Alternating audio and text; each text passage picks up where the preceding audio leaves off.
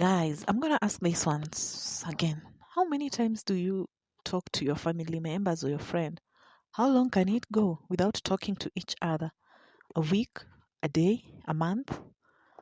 Okay, on this case, like, let me ask this. How many of us wish to get that beautiful job, well-paying job, six-figure, 7-figure, where you go, you travel outside the world without paying a penny? Like your company caters for everything. But at the end of the day, how safe are you in a foreign country? How well can you be protected by your company, by where you're working from? You know, it is a dream job for most people to be traveling the world, to explore the world at the same time making money. Guys, this is a story of a foreign British business person whose body was found dumped in a Kenyan forest. This is a point where we really ask ourselves, how safe can you be in a foreign country? Kenyan detectives are on the hunt for a man they feared lured a businessman by the name Scott Campbell to his death while on a work trip. Scott was found by a herdsman in Makongo Forest at the weekend, days after he was reported missing and more than 80 miles away from Nairobi hotel where he was staying. Officials fear the senior business was tortured before being killed. Now detectives are hunting for two men who were seen with Mr. Scott in his final hours at the Nairobi city.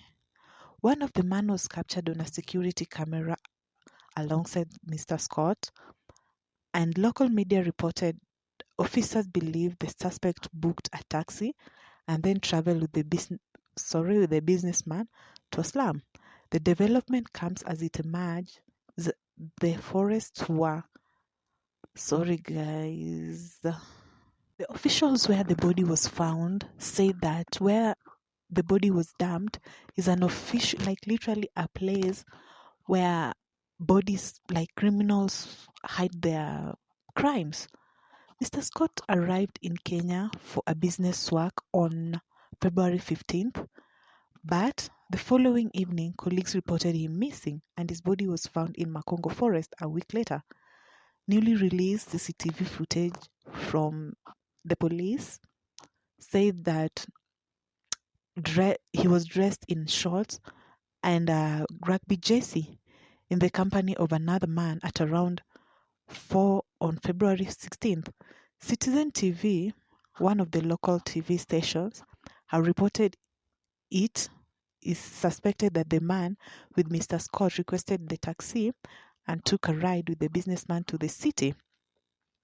Kenyan media has said detectives are working on the theory that he was held against his will at a house in Notorious Slum in the east, the city, while the thieves stole all the money. A postmortem is set to be conducted. The television network also reported that police are wanting to find out if there were any financial transaction prior to the killing. Locals have demanded Kenyan authorities to act as they are terrified to use the route because of the dangers posed with the site a regular dumping ground for criminals disposing bodies. Nicholas Moasa, resident of Makongo, said the stretch of the road was dangerous and that criminals have found a perfect place to dump bodies. He told Kenyan newspaper Daily Nation, "It is better to find a body near the forest than meet the people dumping it, as that means you'll be next. They will not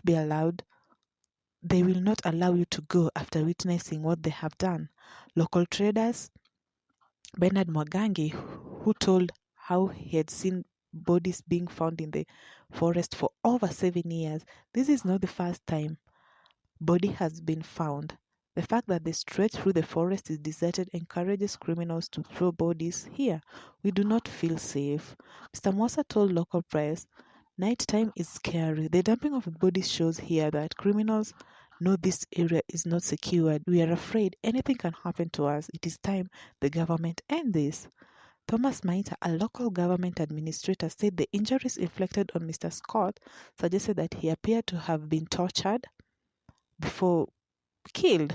In addition to the physical injuries, the killer said tied his hands from the back and stuffed the body in a sack which had been packed with ripe pineapples. Guys, if you ask me, like, I think this is just someone who, like, which one should I use? Has perfected in his work. This is not the first time someone is killed in Kenya and stuffed in a, I don't know, and stuffed with things, or stuffed in a, I don't know, stuffed in a metal box, or stuffed in a, you know.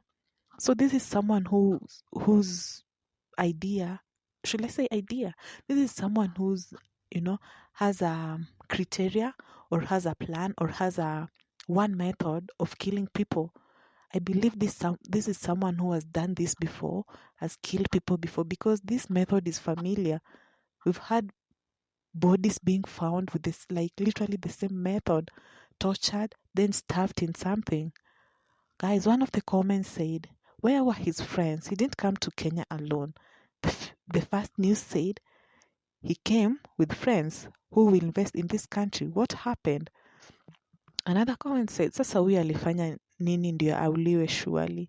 Kenya is becoming hell every day and night. Another comment said, an investor coming to invest so that the citizen gets job mnamua, na tena siku hiyo ndio alifika Kenya. Pipeline alifuata nini? Woman, nobody knows. Another comment said, like, okay guys, me honestly, if you ask me, this is someone who has perfected in killing people, because this method is not new.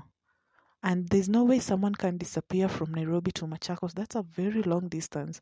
So this is someone who, like, literally had a plan from the beginning, maybe from the time this person landed to everything. Like, he or she had his way, had his plan.